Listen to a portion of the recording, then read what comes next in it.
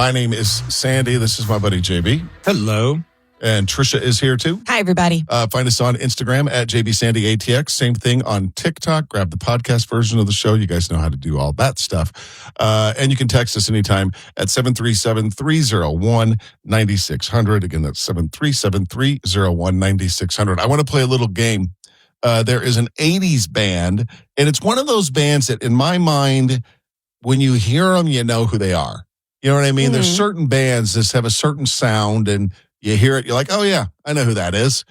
And this band, in my opinion, was one of those bands. They were huge in the 80s, and they've put out a new record. So what I want to do is play a little bit of the song, and I really think, Tricia, no offense, but I think JB will know this. I do not think you will. Okay. Because it's not like Diamond Rio or Kentucky Headhunters or Charlie Daniels band. It's none of those. So I don't think you're going to know this band, but I think JP will know. Okay, so listen carefully. Very unique sound, huge in the 80s. Hey, sorry friends, but we cannot play the song on the podcast. JB, you know it yet? I do, yeah. You do? Very distinct sound, you're right. That is none other than Alabama. Tricia, even I know that's not right. No, I'm kidding. No, that sounds like Brian Setzer or Stray Cats. Yes, that's exactly who it is. Yes. That's that distinct rockabilly sound. Yep. Huge amongst hot rodders and Harley riders. And were you into that back in the day? I was never a Stray Cats fan. Nah, it wasn't totally my thing. I was more into new wave and post punk, but I think I appreciate it more now than I did then. That sound. Yeah. Like if they came in, if they were popped into the Continental Club, I'd be like, that's about the coolest thing ever. Yeah. Of course, they don't play places that small, but that's the vibe. They're Continental Club vibe kind of band. Right. It'd be perfect for them if the Stray Cats played the Mean-Eyed Cat. Right? Yes, it would. That'd be the perfect. They did this song, that video, Stray Cat Strut. Yes. And here's what I will tell you, that one of the moments that I knew I was super cool was when I was in 7th grade and we played Stray Cat Strut in my middle school band. Oh. That and Africa by Toto. I was like, nobody can top me right now. These are songs on the radio. Can't tell you and anything. I am playing them on my trumpet. I always thought it was amazing that Brian Setzer banked his whole career on being a cat. Yeah, right? His whole theme. His whole theme was cats. Everything cats. It's funny how that rockabilly culture, it's very slick back pompadour hair. It's cuffed jeans and a white t-shirt. It's like I said, it's really big in hot rod, rat rod, all that cultural stuff. That just wasn't my scene. But I didn't know the whole culture that goes with it in high school. I didn't know all of that. And there's a reason they have the longevity in such an established band. But that whole scene is just too much effort with the pompadour. It's a lot of pre-show stuff. Well, it's funny. I'll tell you a couple of funny things like that. Google it. Google Japanese rockabilly fans. It's a thing. What? Really? The Japanese love this scene, and they'll dress up like it, and it's almost like they're doing a twist dance. They get together and dance. That's so random. You're right. It's a total subculture. Yep. And then I'll tell you another funny story. You remember I used to have that 58 Pontiac? Yes. Big car. Looks like a Bel Air if you don't know. And I sold it to a guy in Germany. And it was so funny. We were going back and forth. That was scary selling something overseas because I need to get paid and the check to clear. And he wants to make sure the car's on a boat with the title. Right. And so there's a trust issue. We finally ended up getting on the phone and I could speak just enough German to build his trust. And his English was just good enough that we could talk. I ended up sending the car to him. It takes 2 months to get there. Mm-hmm. And he's like, hide the plates under the carpet because they'll confiscate the plates, and we want Texas plates. Oh, and I sent him a set of California black plates as a bonus too. If you're into cars, that's a thing. That's cool. And then I got the photos. He sent me photos. First of all, he had bought another Pontiac Star Chief and got burned. It showed up and it was a piece of junk. Oh. And so went through this. He got the car, sends me a note. He's like, this car is amazing. It's better than I could have ever imagined. Can't thank you enough.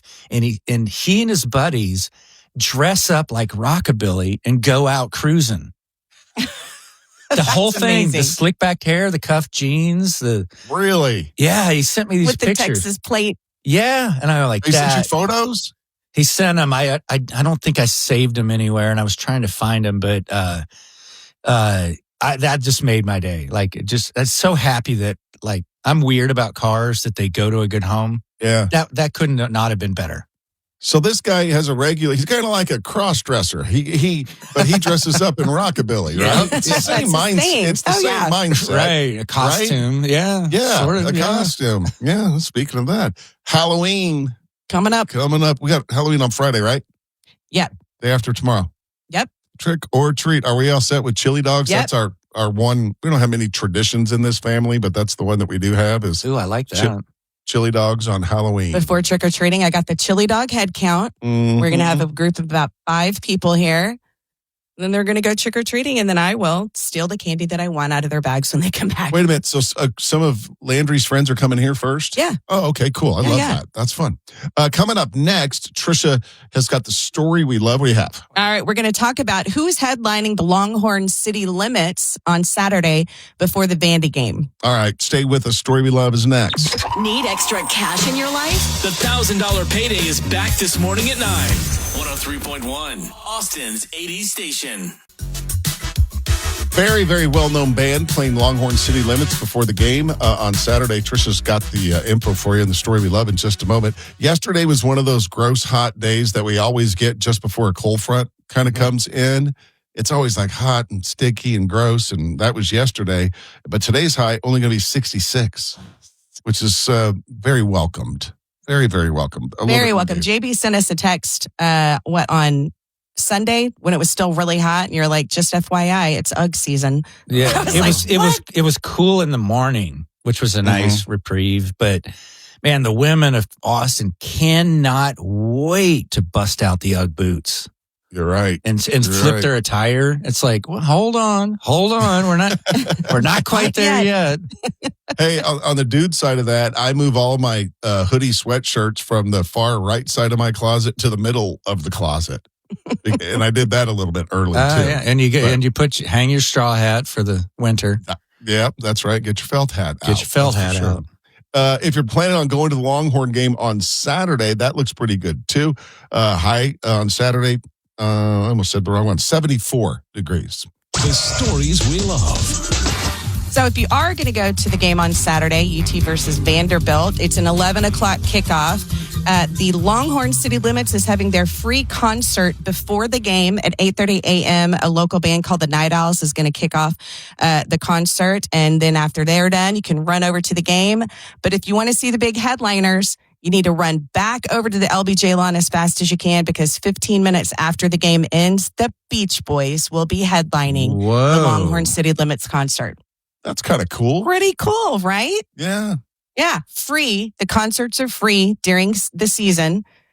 So yeah, a free Beach Boys concert after a game on a beautiful day in Austin, Texas. It didn't get much better than that. Yeah, and the Beach Boys did it. You know, Brian Wilson, of course, passed away, who was the face of the Beach Boys, if you will. But they did a lot of tours without him when Brian was having his struggles. So they can still like going do it. way back, not just the struggles at the end, way back when he had mental health issues. Yeah. Right. So the Beach Boys know how to do it without Brian Wilson, and they'll sound great. They'll sound great. And do you know that they still perform an average of 150 shows a year around the globe? Oh, touring. I thought maybe they did like a residency somewhere or something. Touring. Vegas. I've seen them. Have you ever? I've seen the Beach Boys twice. No, They're great. Wow. If you think about it, and it always goes back to this. One, the Beach Boys remind me of my childhood because my dad had a reel-to-reel of the Beach Boys. I loved them. And it played on the weekends all the time. But I always look back at it and go, those guys invented a whole sound, right? There was nothing like that before the Beach Boys. And then that whole California coast beach sound was huge. Well, and there was a Huge. lot of back and forth over who were the musical geniuses of the time, the Beach Boys or the Beatles. And there's a great argument for both.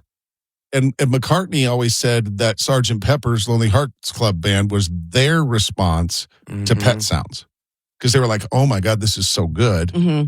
We've got to, that's now the bar. And it was for us. it was not necessarily about the songwriting, it was the production techniques too. Yes. They were both like super innovative. Yep. And then everybody fell in line after that with the way doing things in stereo. You know what I mean? Which is kind of cool. So that is after the Longhorn game. They say 15 minutes after the game ends is when the Beach Boys start. That's why I say you better run back over to the LBJ lawn. JB, you're going to the game, right? I am. I have not been to I've been to a tailgate, but I haven't been into the stadium for a Longhorn game in 15 years. Oh, probably. Wow. And some friends invited us, and I was shocked that my wife said yes, but she likes the friends. She's, you know what I mean? It's about going with those friends because she's super social. Maybe not so much. But also, it's not going to be so hot too. Yeah, Great day for it. It's an early game. It should be decent out. It'd be fun, and it could be super exciting. Everything's on the line with this game. Mm-hmm. Yeah. Leading to the potential spot in the playoffs. We've got a few of those to get past, but it's an interesting sort of historic game, because what's Vanderbilt ranked now? They're in the top 10. They're up there. I think don't know what number. They have not been in the top 10. I looked it up since 1947. I was going to say since the Civil War. They haven't. It's been a long time. Vanderbilt used to be you just marked that one up as a win, right? But not anymore. Not anymore. They beat Alabama last year. You remember that? Yeah. They drug the goalpost down Broadway in Nashville and chucked it in the river. What are you signing me? They're signed number 9 in the Number AP 9. Top 25. Yeah. It's a big game. It is a game. So 11 o'clock kickoff. Will you go to the Beach Boys show afterwards, or you just go wherever your wife wants to drag Exactly. You? I'm not. I'm on a leash. Yeah. Well, it's a different environment for you now because now you can get your cold beer at the stadium. Yeah. That's going to be a mess. That's a terrible idea. Well, at least it's an early game. I think those get really messy with the night games. Yeah. Oh, You're yeah. People have been drinking all day and really. Yeah. And with an 11 o'clock kickoff, people will be starting really early, right? Yeah, I mean, that local band kicks off at 8:30 a.m. for the Longhorn City Limits. So, yeah, everybody's starting very early. The in-game experience has really changed since you've been there, JB, especially for night games because they have those really cool LED burnt orange and the drone shows and the drone shows, all that kind fireworks. of stuff. So have fun. Kickoff 11 o'clock Saturday morning at DKR. 1031austin.com. Well, that's it. Do us a solid and copy and paste the link to this episode and send it to a friend or two. Thanks for listening.